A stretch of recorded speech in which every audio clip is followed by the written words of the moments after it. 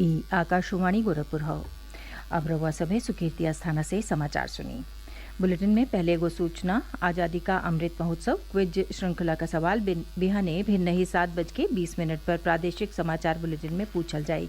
आपन जवाब हमें ईमेल ID airnews.gkp@gmail.com पर भेजी। जवाब के साथ ही आपन नाम, पता और फोन नंबर जरूर लिखें। और अब समाचार। सेना कहले हवे कि 3 महीना बाद अग्निवीरन का पहला भर्ती रैली आयोजित कइल जाई।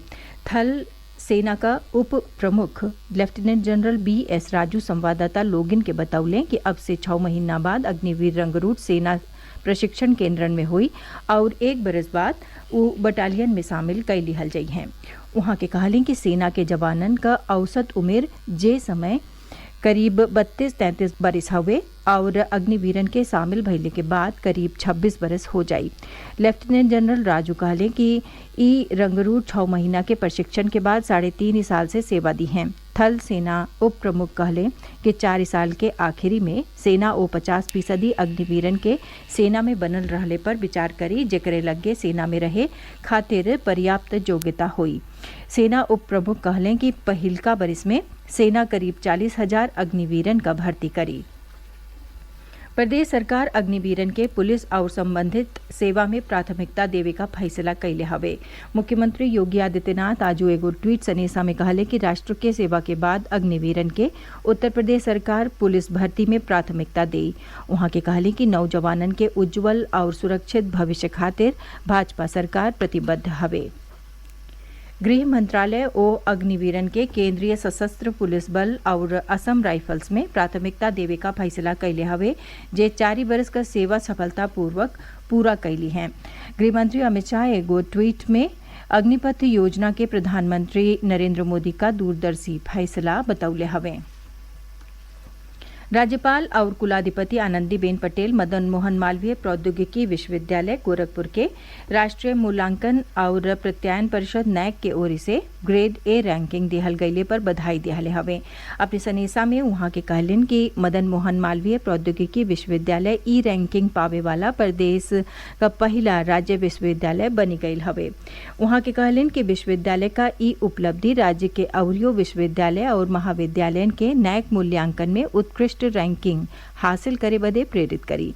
राज्यपाल कहलिन कि प्रदेश में हर स्तर पर विश्वविद्यालय के शिक्षा के बेहतर कैल गए हवे। वहाँ के कहलिन कि राष्ट्रीय शिक्षा नीति 2020 के क्रियान्वयन बदे विश्वविद्यालय के समीक्षा बैठकियों कैल गई हवे, जैसे उच्च शिक्षा में गुणात्मक सुधार हो सकी।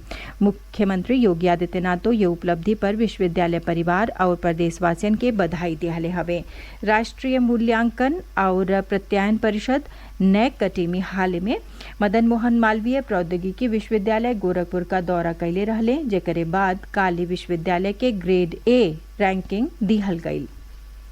मुख्यमंत्री योगी आदित्यनाथ कहले हवे कि भारत और सिंगापुर के बीच मजबूत राजनयिक और व्यापारिक संबंध रहल हवे।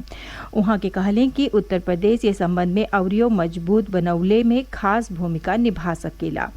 भारत में सिंगापुर का उच्च आयुक्त साइमन वांग वी क्वेन से लखनऊ में अपने सरकारी आवास पर मुलाकात के बाद मुख्यमंत्री कहले कि सिंगापुर का कई गो कंपनी राज्य में $250 मिलियन का निवेश कैले हवे। वहाँ के कहले कि हाल में संपन्न तीसरा ग्राउंड ब्रेकिंग समारोह में सिंगापुर का एगो कंपनी राज्य में 1100 करोड़ रुपया का निवेश कैले हवे। श्री योगी कहले कि उत्तर प्रदेश औद्योगिक विकास बदे उद्यमियन के सज्जो जरूरी संसाधन उपलब्ध करा रहल हवे।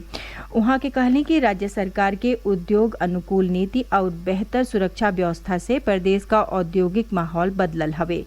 मुख्यमंत्री कहले कि राज्य में औद्योगिक विकास खातिर सज्जो जरूरी बुनियादी सुविधा उपलब्ध हवे। वहाँ के कहले कि उत्तर प्रदेश आज जो एक्सप्रेस वे प्रदेश बनी रहल हौ, जल्दी राज्य में 5 गो अंतर्राष्ट्रीय हवाई अड्डा होई। वहाँ के कहले कि राज्य में रक्षा औद्योगिक गलियारो बनावल जा रहल हौ। एकरे अलावा पूरबी और पश्चिमी डेडिकेटेड फ्रेट कॉरिडोर भी उत्तर प्रदेश से गुजरेला। केंद्रीय राज्य मंत्री साध्वी निरंजन ज्योति प्रधानमंत्री नरेंद्र मोदी के अगुवाई में केंद्र सरकार का 8 बरिस पूरा भइले पर आज बनारस के दीनदयाल हस्तकला संकुल में लोग इनके संबोधित कैलिन।